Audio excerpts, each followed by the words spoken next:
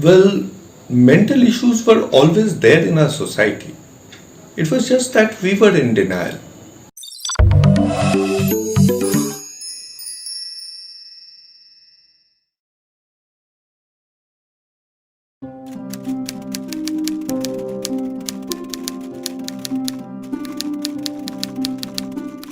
Well, mental issues were always there in our society.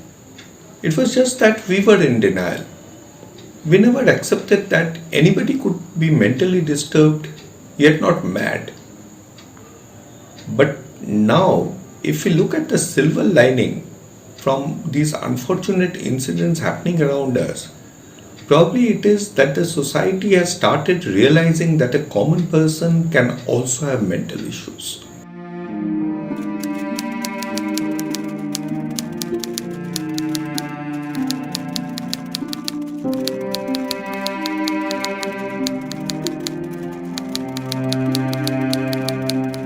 Do you really think we are close?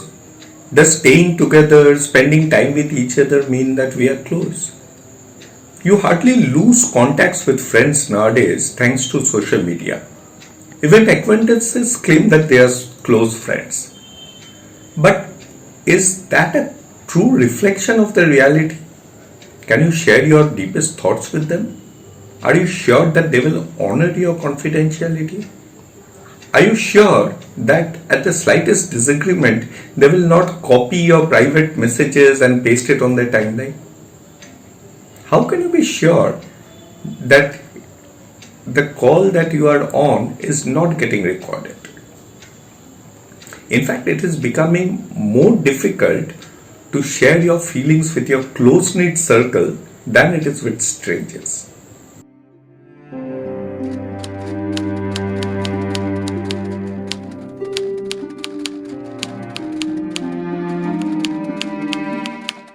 Unless you are really fortunate enough to have a close, ethical, real friend, yes, that's the only option. You should definitely not talk to those who declare that they are eager to share and cut paste messages in social media asking you to talk to them. Had they been genuinely helpful, they would have pointed you to a good counselor, not posed to be one on social media. But tell me, why wait to be in distress? Why not make sharing a part of your lifestyle? Our society needs to realize that meeting a counselor does not necessarily mean you have an issue. We need to create awareness on what a psychologist or a counselor does in those sessions. Most of the time, just opening up in front of a person takes the edge off.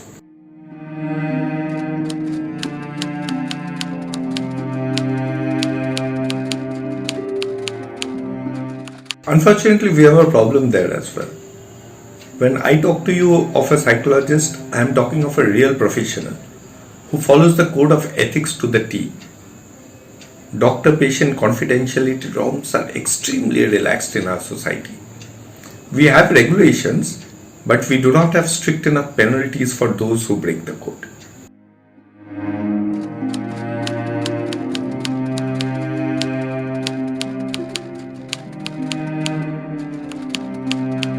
Coming to think of it, the solution is simple.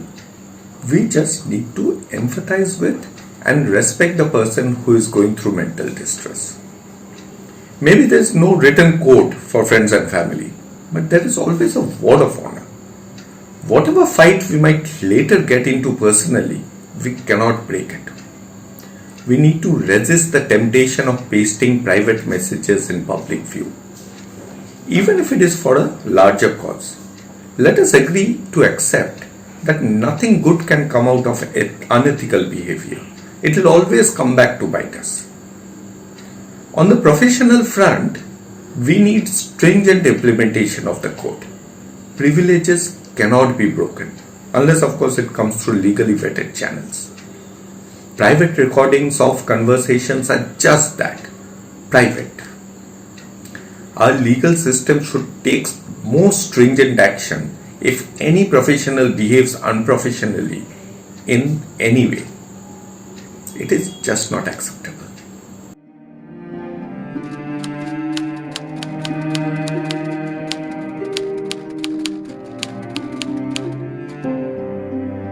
To those who feel the need to share, my advice would be choose the professional well. Do not go back to someone who discusses other patients with you while revealing their names as well. Even if you know the patients, or even if it is that you had referred them to the counselor in the first place. Do not engage with someone who has a shared waiting room.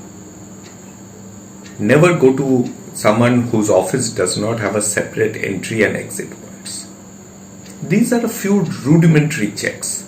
There might be other checks as well on capability. I'm not getting there. You are going through a tough time. We understand that. But we are also sure that you will come out of it. Even the extreme negative comes back to a positive after some time. Just hang in there till that time.